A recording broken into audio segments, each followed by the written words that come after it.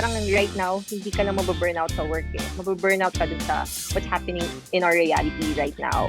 Burnout is something that you shouldn't just apply on what you experience at work, but in life in general. Kasi you get tired of not just work, but other stuff in life as well. Like when it comes to dealing with personal things or with family problems and stuff. So yun, I really didn't want for me to get to that point wherein wala na akong kayang isigay o depend on me. So I want to make sure that before I get to that breaking point, I take a step back, I try to heal what I need to heal sa side ko so that I could still give back because that's what I want. Hello everyone! Welcome to another episode of Usapang Life with me, Mark. If you're wondering bakit ako lang mag-isa, it's because ito yung na-mention namin ni Kimi last episode na we're gonna invite individual guests. And ako muna yung taya. So, I welcome everyone here and listening to our podcast. Thank you for supporting us for the previous episodes. I mean, we feel the love and support and also for all the things that you have contributed to us. Ngayon, this will be a very special episode for our Usapang Life Season 2. Bakit special? Because this is one, I mentioned a while ago, individual episode namin to ni Kimi. So, this is my individual episode for this season. And two, maganda yung topic na to because a lot of people, especially young professionals and young mothers, would be able to, let's say, relate, especially during this pandemic. So, hindi ko siya papatagalin, pero ang title ng topic natin ngayon ay Usapang Pandemic Mommy. Teka, bakit nga ba ngayon yung topic?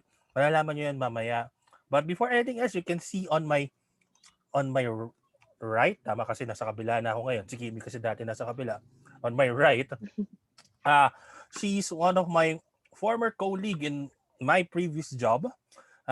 She's a young mother, a young professional, a young wife, and a good friend of mine na mag-isang taon pa lang kami friend. Mamaya malalaman nyo yung kwentuhan namin mamaya.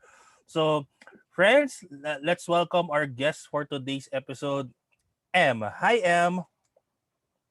Hi! Hi, Hello, kamusta? Mark. Kamusta ang pandemic natin ngayon? Ito, nakakulong pa rin sa house. So, before anything else, I wanted to to ask you para at least maganda yung start ng episode natin. What are you grateful for this week? I mean, I know that medyo busy tayo with work, busy tayo with a lot of things, pero I'm sure merong isang bagay dyan with you that you can share about being grateful for specific. So, Em, what are you grateful for this week? I think for this week in particular, I finally got my first dose of the vaccine. So, yay for me! Yay. Kahapon lang. So, yun. So, I'm really grateful na at least nandun ako sa step na yun. Nice. Good to hear. I mean, our friends then, our listeners can also listen yung experience ko sa vaccine. So, buti walang side effect o tapos na. I don't know. Wala naman. Wala. Masakit lang yung area na tinurukan. But everything's good. Pero parang yesterday, it was just yesterday eh. Tapos parang super bagsak lang yung feeling. Pag-uwi, tulog agad. Kasi ganun. Mabigat lang yung feeling. Pero pagkagising mo, okay na. Same goes with me. So, yeah, apolitical po kami. Hindi po namin mabanggitin yung pangalan ng mga vaccines. Basta as long as we're halfway there on the vaccination process. So, yeah, thank you, Em, for sharing. At least vaccinated ka na rin. Siguro, ako naman for this week, I'm grateful for overcoming challenges within work. I mean, medyo mahirap kasi pag walang benta sa kumpanya. But at the end of the day, we were able to to pinpoint the realizations na we've done our part, we should also help hand in hand. So parang una nung first start of the week, parang hopeless na kami. Pero at the end of the week, we were able to see na parang kaya naman pala. So at least nakapagpahinga. And today is technically a holiday pero Sabado. as we recording this. Hindi siya holiday Yes. technically. So, yeah. To those who are wondering bakit ito yung pinag-uusapan namin ngayon because uh, I've known as I mentioned a while ago, less than a year. Parang sa July 2021 pa ko pa siya maging friend for a year. So weird. Pero, July ba? Yeah. oo, July.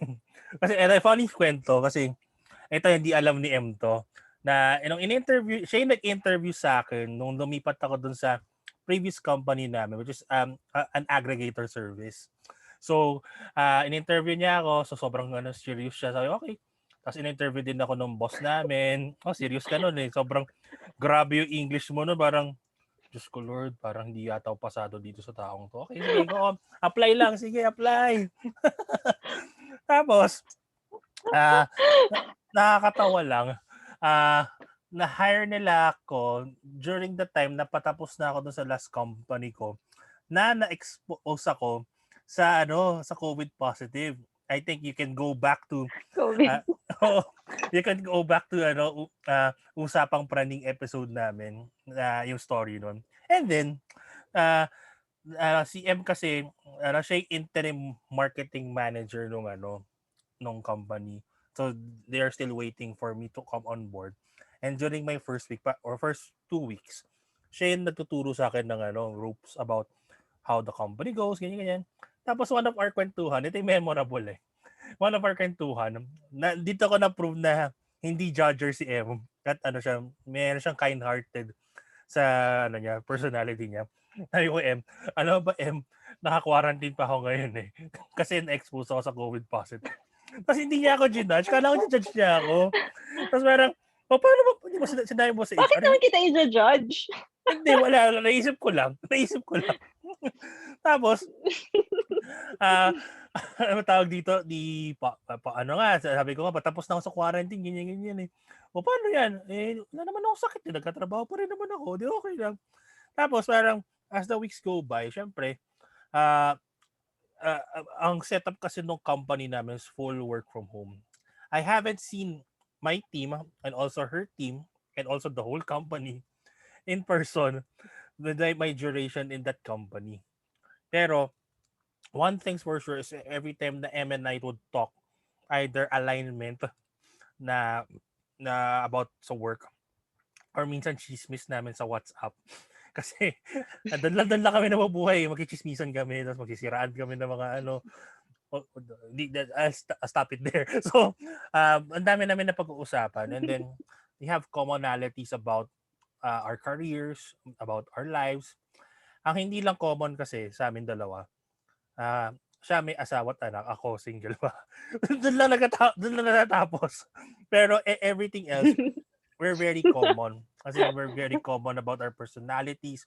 We're very common about what we love, which is marketing. And now, M is one of the top executives in one of the fintech countries here in the Philippines. And I can say that I'm very Wait, proud. sakto lang. Eh, Sakto lang. ako nagsasabi ako top executive ka. Siyempre, because I'm a very proud. I'm a very proud friend na nakikita kita na you deserve that kind of recognition and that position with all the things that you've done all these years. So yeah, nagulat ka ba sa introduction ko sa iyo? Yes. Yes. Well, yeah, sige, para at least, hindi na ako puro salita ng salita. I would let, M share about her life. So, siguro, M, how was you before the pandemic? Siguro, let's break it into nung single ka pa and then when you're happily married with your husband and then nung Ollie was born. So, yeah, floor is yours. As in, simulan ko talaga during the time na single pa ako. Oo. In gist lang naman. In gist lang. Hindi mo kailangan sobrang haba. Well, nung single ako, I think this is the part na kaya sabi ko, do you know me that well? Kasi nung single ako, well, I think in terms of career, I've been really, parang pagka-graduate ko, I've been really aggressive in a way, I guess, in terms of what I wanted to get out of the career na I chose. And super accidental lang na napasok ako sa marketing actually. As in, I'm a full-on probinsyana. I Mm. came from Batangas.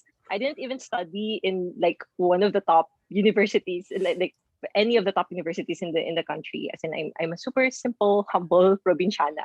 Tapos pagka-graduate ko, my parents are residing abroad, but I chose to stay here and makipagsapalaran sa Manila. So, as in, nagprint ako nung time na yon ilang years ago. I wouldn't say para hindi na nila Sige. hindi nila alam ko na age ko. Yeah, so I printed out a lot of resumes. Tapos sumakay ako na anong bus yun? Endelo sa liner ba yun? From Wow! Batangas. Batangas to Manila I yan, went to ha? Makati. Yes! Yes! I went to Makati. Tapos kasi binigyan ako ng dad ko na parang, during this time, if hindi ka makahanap ng work, you should, parang sunod na ako sa kanila there. And parang I really wanted to try my luck here on my own. I really wanted to get that taste of independence. So when I went to Makati, as in wala akong scheduled interviews, hindi pa uso yung job street noon. Walang LinkedIn noon. So, as in, puro shotgun lang. Nang-ambush ako ng mga buildings na trip ko sa Makati. yun Grabe. yung pang filter ko. Oh, I like this building. Malaki siya. Dito ako. Yan yung kinikwento ng nanay ko sa akin. Yung ganyan. Yung pupunta ka lang sa building, mag-aabot ka ng resume. Yeah. Kasi random po ako sa lobby, tapos ibigay ko lang, just in resume ko. As in ganon. But I had like a list of the advertising agencies na I wanted to work for. Tapos accidentally lang, I didn't end up working for an ad agency. I ended up working for an aggregator rin. Tapos, and then dun parang yung first job ko nga sales pa eh. I was like meeting clients, booking, I have to close deals, ganyan. And then it shifted lang to juggling marketing as well. Parang sales and marketing yung role. Tapos dun ako na-introduce talaga sa marketing, which I came to love eventually. And I was single, but I was in a relationship during that time. Well, technically, yung husband ko ngayon, he has been my boyfriend since high school. Wow! So yeah, grabe, no? High school sweetheart. And then when gosh. I was able to land that job in Makati, he was able to find the job then in Makati. And then some of my friends also moved to Makati and were able to find jobs there. So yun, dun nag-start yung journey ko na as in full-on independence and being a marketer technically. And then I had hobbies also during that time.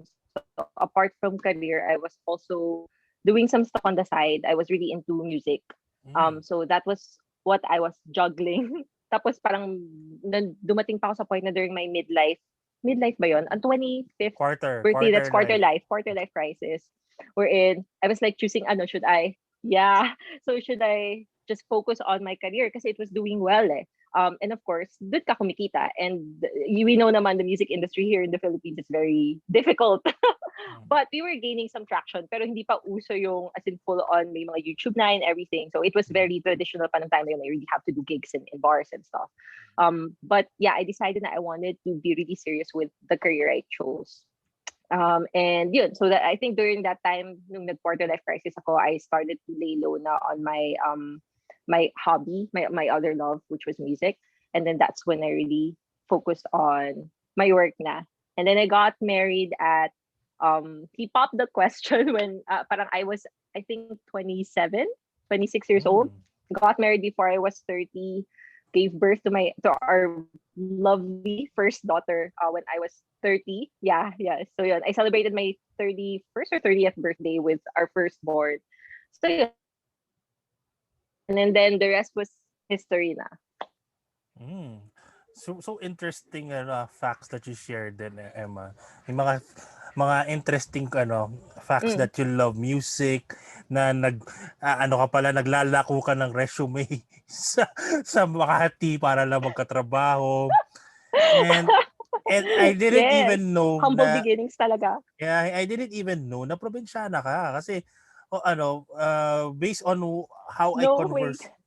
Based on how I converse with M, alam ko parang siya Manila girl. I mean, mararamdaman mo kung Manila girl or city girl when you talk. And I think it's a testament of of humble beginnings nga with what she mentioned.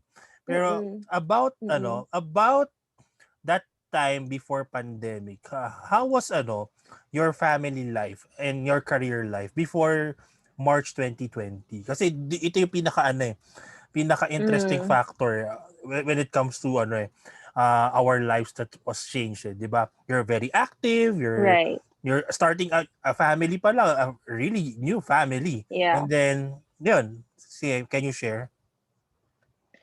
Before the pandemic, siguro if we look back on the last year before everything shut down, as in me and my husband, we super love to travel. And parang we're very blessed na we get to like go on vacation and go abroad parang at least thrice a year. And that was also the lifestyle we wanted to introduce to Ollie. So parang even she's less than 2 years old during that time. So siguro naka 4, 5 countries na siya na visit. And we really wanted for her to experience that. Kasi I grew up na ganon. Like my dad has been working abroad ever since I can remember, and we frequently traveled then. So when I was young, these were the memories na I had. Na we were always going somewhere. We always get to experience something new. So I wanted for Ollie to have that, and I think that's one of the things now we miss the most when the pandemic happened. And so yun yung mga nawala na nami-miss namin. But in terms of the blessings that came with it naman, I got to spend more time with her, which I didn't. Alam mo naman yung sa work natin, we were very busy. So I would leave at like before 8. I would get home na siguro 8. Minsan pag overtime 9 kasi parang every Monday we had like Mancom meetings. Tapos Mhm. matatapos kami 7, 8. Tapos kung traffic pa, that's from Makati and now I reside in Taguig. So it would take like an hour or two to get home. Tapos pag may rally pa, wala na. Wala na pag-asa. So, parang when I get home, it's either tulog na siya or nagpapaantok na. So I think that's also the reason why I shared with you na hindi siya early sleeper. Hindi siya Mhm. matulog like me kasi she parang nung lumaki siya, nasanay siya na she would wait for me to come home. Kasi yun lang yung bonding time namin during the weekdays. And now that I'm just home, so she can make kulit sa akin anytime, even if I'm in the middle of a very important meeting, kunyari, she would come bursting in the room and she would say, "Mommy, help me." So, yun lang yung kailangan kong i-juggle still up to now on how I could manage still being a mom and at the same time being professional at work and still be able to give my 100% professionally and also what I have to do domestically. So, yun lang. But I think I see it as a blessing na during the time na she was growing up, lalo na dun sa toddler phase niya, na naisip na siya, naalala na niya yung mga nangyayari, and as in may emotions na siya, she's becoming her own character. I was there to really help her find out who she is as this tiny little human being that we have right now. So at least I was there to really support her compared na if hindi pandemic and I was at work, I'll be missing out on a lot of other first milestones na she would have. And ang makakita lang usually si Yaya or si hubby ko usually nasa bahay din siya kasi yun yung setup sa work nila. So yun that's what I'm thankful for, being able to be there for her and see her grow into this tiny human being na I get to enjoy. So Mm. yun.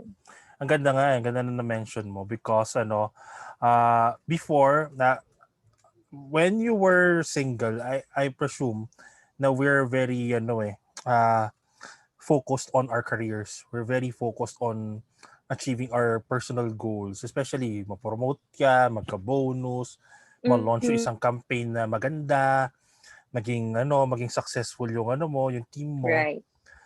Pero it changed nung nagkaanak ka 'di ba? It changed nung Ollie was born Mm-hmm. and was there.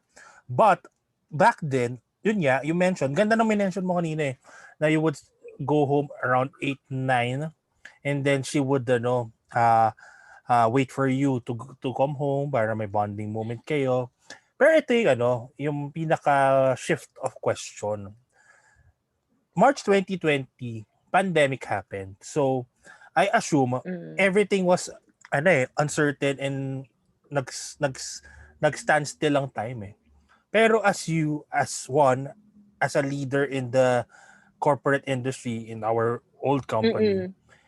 two as a wife to Mm. your loving husband, three as a mom, how does the pandemic change you in juggling those things?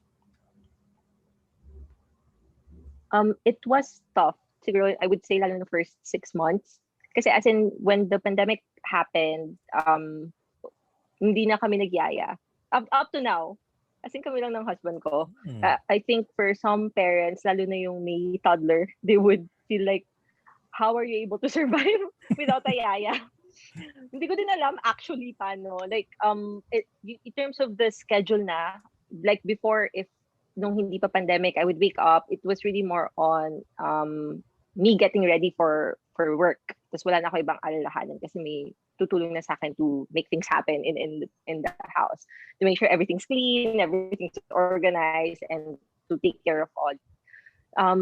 And now, pagkagising ko, actually, hindi ko na kailangan mag-alarm clock kasi may gising na ako na maaga. I would wake up, I would pick up the toys na nakakalat sa floor. Magagawin ko na yung chores before my husband and Ollie wakes up. Maghugas na akong pinggan. Usually, hinahaya ako makalat sa gabi. And then we sleep eh. So, sa umaga ko while they're asleep, that's when I do the chores.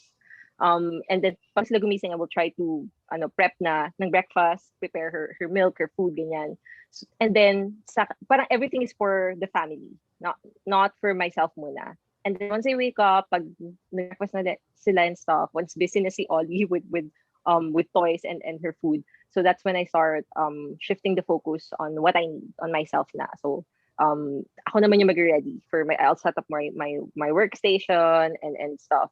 So ganun yung shift na parang I always have to make time muna for others before myself. Na it was hard at first kasi parang I think everyone came into this form of hindi naman depression or anxiety, but there was this great fear of uncertainty and also exhaustion na parang Mhm. this routine na nasa bahay ka lang compared before na pagod ka na, you get to have an outlet. Like nung nasa Makati tayo, pag stress out na ako sa work, malalakad muna ako sa may Greenbelt. Magwi-window shopping muna ako. Mm. So that's what I do to relieve the stress. Pero dito, anong gagawin ko? I stare at the wall. I go to the other room. Ayun, so parang I Can, stare outside the window. can relate. What will I do?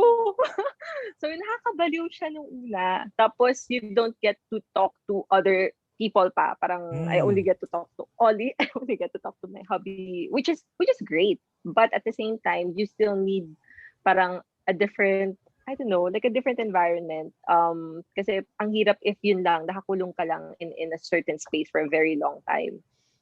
So that was very, very as in challenging siya, to be honest, especially for a new mom and a working mom like me. Like nung beginning nga napapaisip ako, should I just look for I think I asked you this when Yes. when you joined us. Sabi ko, parang, though hindi ko directly tinanong kasi I don't want you to think na, mangiiwan to matapos mo ako i-hire. Parang more of, parang I was trying to get the feel of it lang na, what if, I was trying to answer the what ifs. What if I find a different job na less, I mean, hindi nga siya high paying, but at the same time, I get to spend more time here and also get to manage my sanity better. So yun, those were a lot of what ifs, which is what I did when I left yung previous. I really try to have like a sabbatical period to re-energize ganon. So I really wanted that, which is good. It was really, really good. And I think deserve yun ng mga tao na super feeling nila na burnout na sila with the situation. Kasi hindi lang sila, parang right now, hindi ka lang mababurnout sa work eh. Mababurnout ka dun sa what's happening in our reality right now. Mhm. Burnout is something that you shouldn't just apply on what you experience at work, but in life in general. Kasi you get tired of not just work, but other stuff in life as well. Like when it comes to dealing with personal things, or with family problems and stuff. So yun, I really didn't want for me to get to that point wherein wala na akong kayang ibigay. People depend on me. So I want to make sure na before I get to that breaking point, I take a step back. I try to heal what I need to heal sa side ko so that I could still give back because that's what I want. So yun. Yeah, actually ganda nga na mention mo about yung ano, pag nasa office setup ka kunyari, pag stress ka sa trabaho, nang gagawin mo, maglalakad ka sa mall, maglalakad ka sa ano, sa kalye-kalye. And one thing that you mentioned is window shopping. Eh ngayon, we cannot do shopping. Pero buti na lang, we have friends from Lazada who gave us the option to shop online. So for those who are listening, click on the link in our description and you can say nasa Lazada yan. Anyway, going back, when you mentioned about yung ano, yung time that you talk to me, alala ko yun, mga first month ko yun eh. Yung parang your way, worst, matindi to si M, first month ko pala nag-iisip na to ng ano eh, ng ano eh, umeska po. No, lack for a better term. Oy, hindi naman. Pero naalala ko yun eh, kasi I think ano eh, every one of us, no exception, was hit by the pandemic badly. Not really ano eh, not really because of ano eh, of the lockdown itself. Kasi wala tayong magagawa eh, na-lockdown tayo, sa bahay lang tayo. But ano yun eh, yung mental state nating bawat isa was gravely affected. And my question is, do you have any pandemic hobbies that you built in order to, let's say, to overcome the depression and the anxiety along the way? And feeling ko yung sagot dito, alam ko eh. Pero sige, go. Actually, ang boring ko nga. I'm such a loser during the pandemic kasi yung iba, they would find new ways to entertain themselves through sports. Hindi kasi ako, I'm not a sports person. My hobby is. Um, so, sasama lang ako if mag-golf siya or and stuff. I tried painting by numbers. It's so boring. Parang after, nandun pa lang ako siguro one third nung one third yung progress ko and then I stopped. Siguro more of masyado akong nag-focus on mga DIY stuff as in really yung mga minimal interior designs sa bahay, mga binago-bago namin. More of that. And in terms of how I relieve stress now, yung version ko ng window shopping is online window shopping and actual online shopping. So yun talaga, parang siguro yung naipon kong toys and books and clothes for all this pandemic.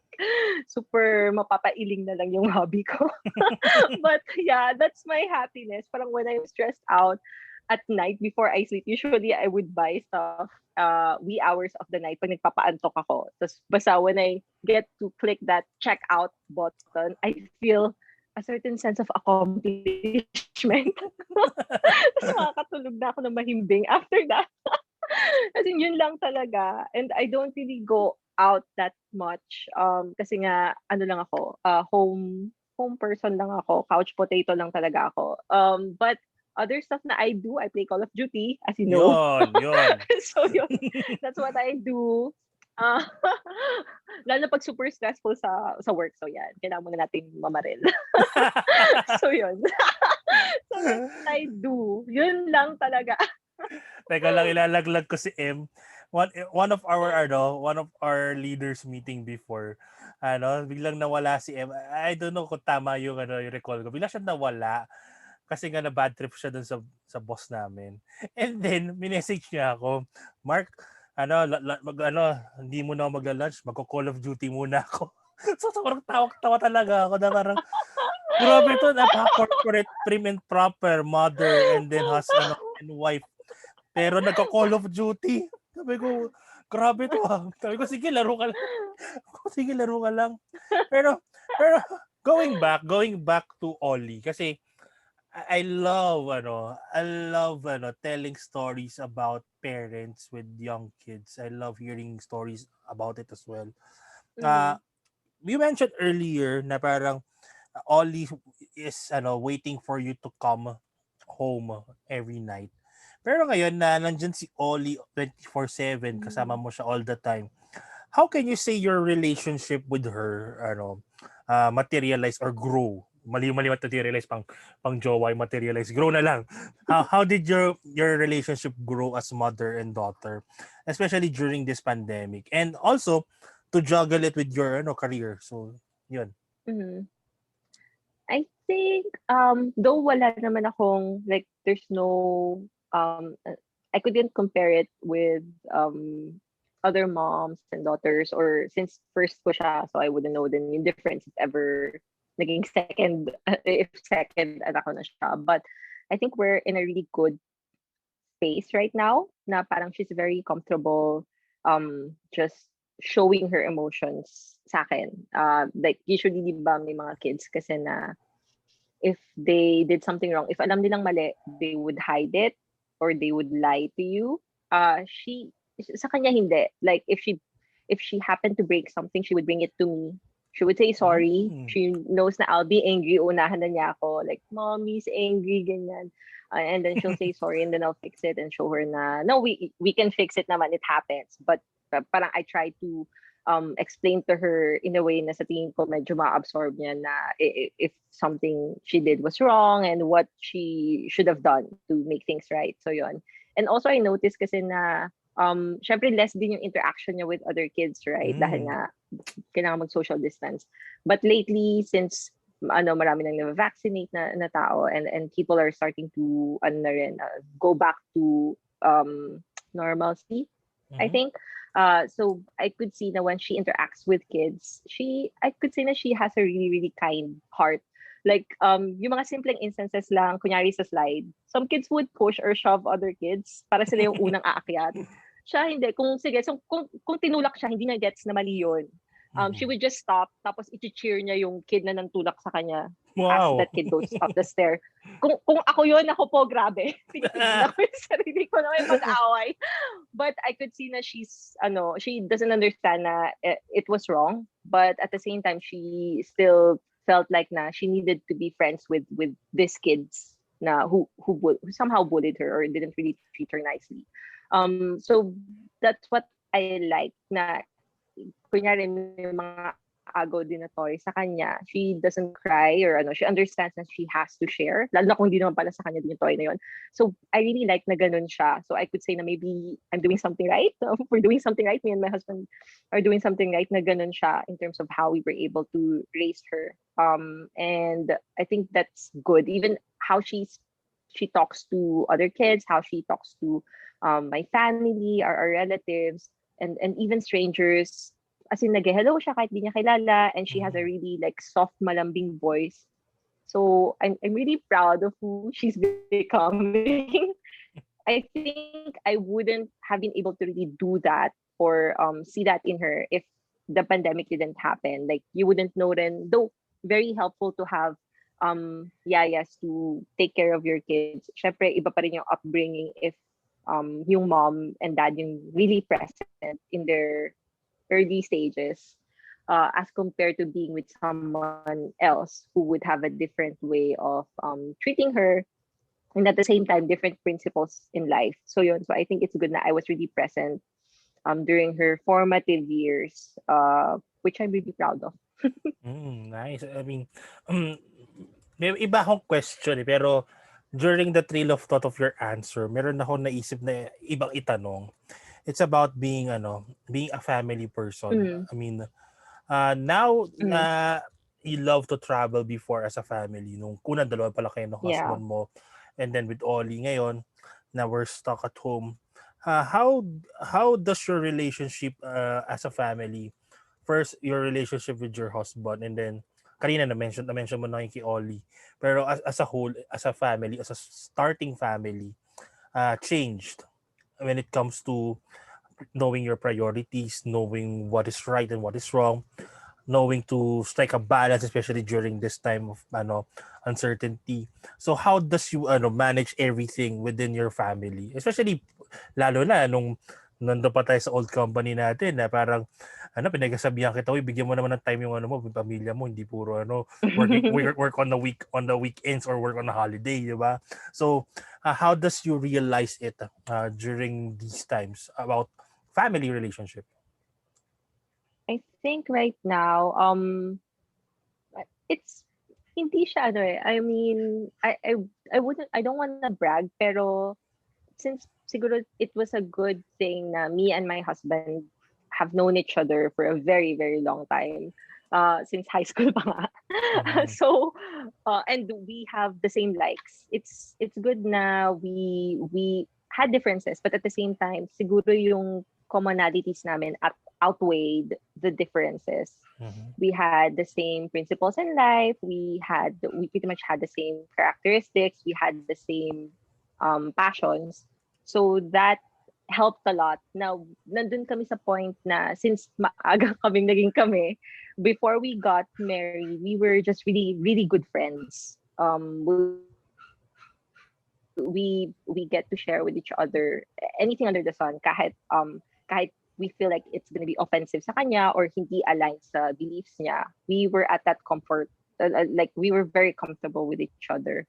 So even when we started our family na, we knew the role that we should play in a household.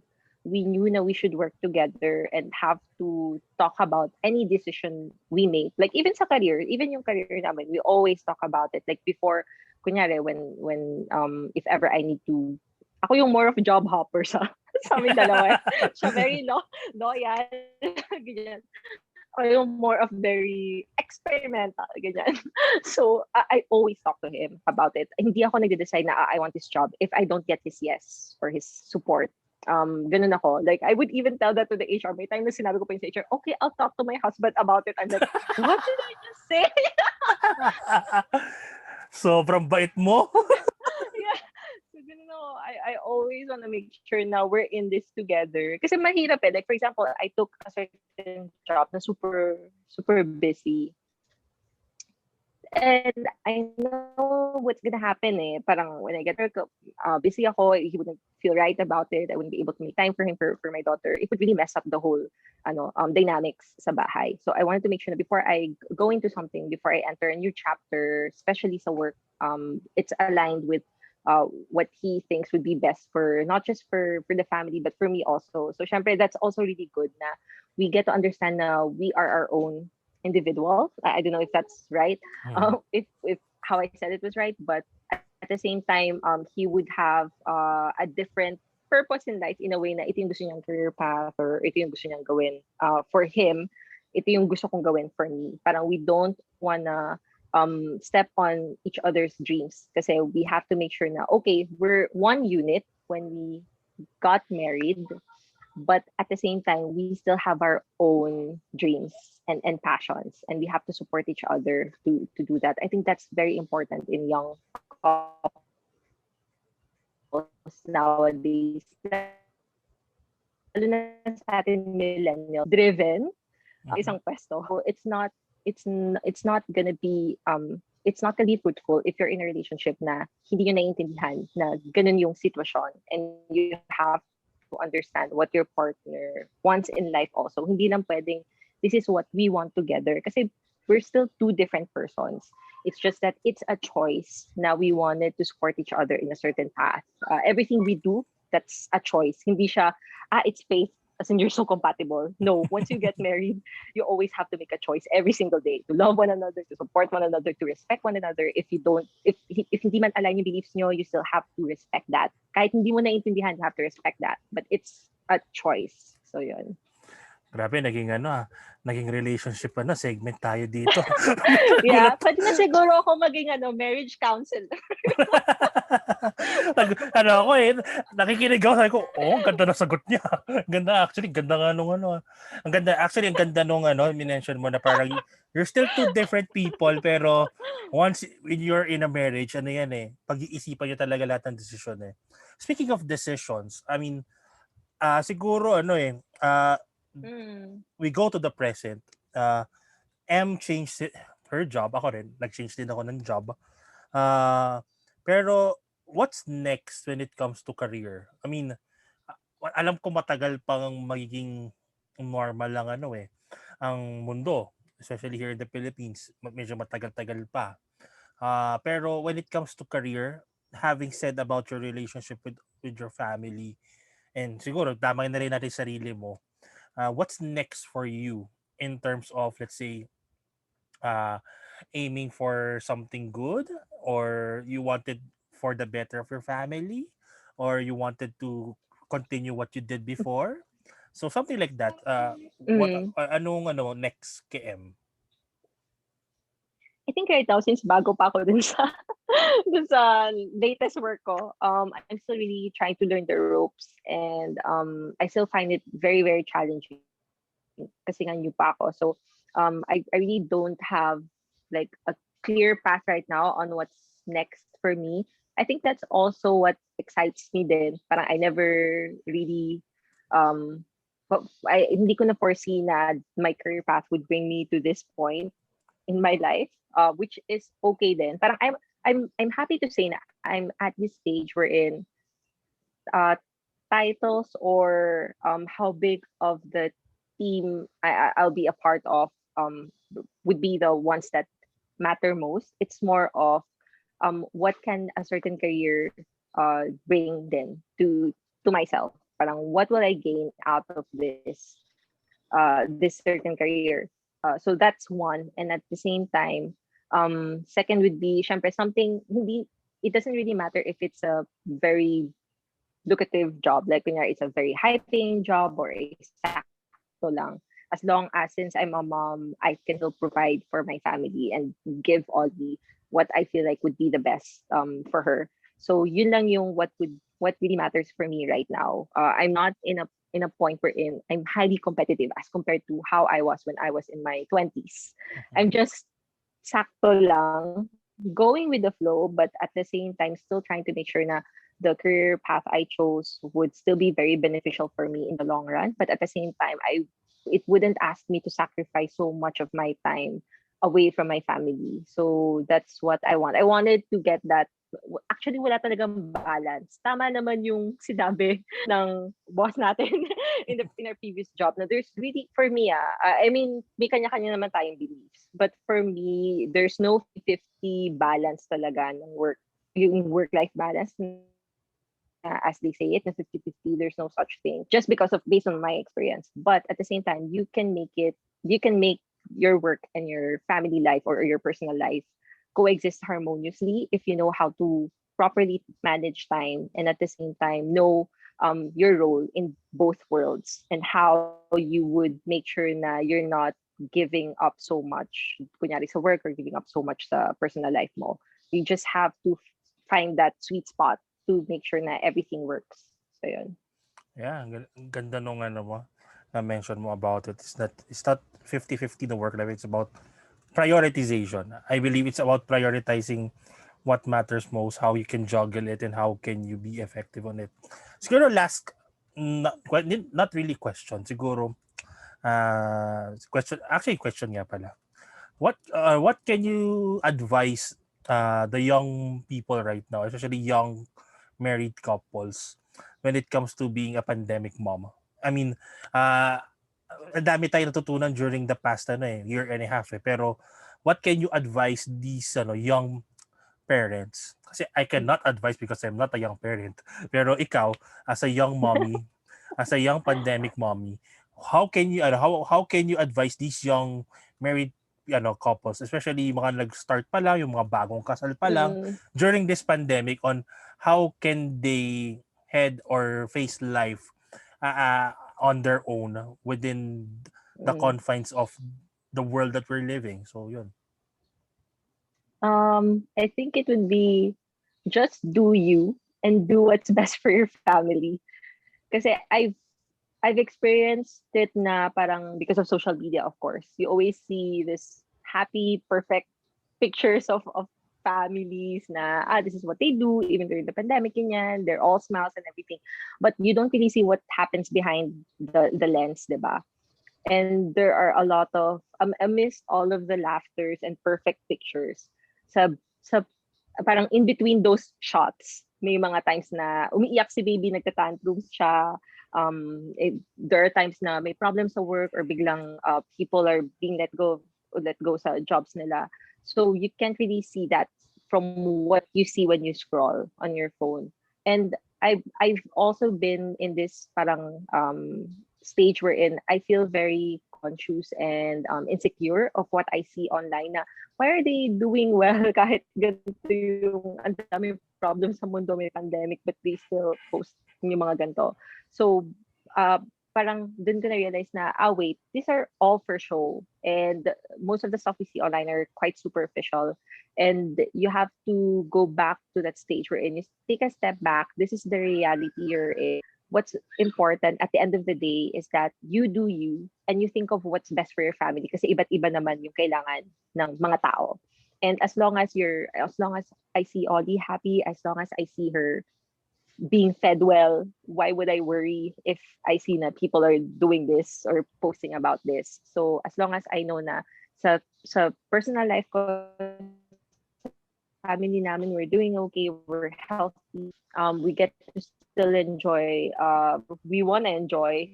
That's something to be thankful for and grateful for. So that's enough. So you should have this sense of contentment with what you're able to bring or provide to your family, and at the same time what you have right now, instead of always comparing yourself to what's happening with other people's lives. Kasi yun yung mahirap, being locked in the house. All you do is just look at your phones and you don't really see what's happening outside, or you don't really get to mingle with other people.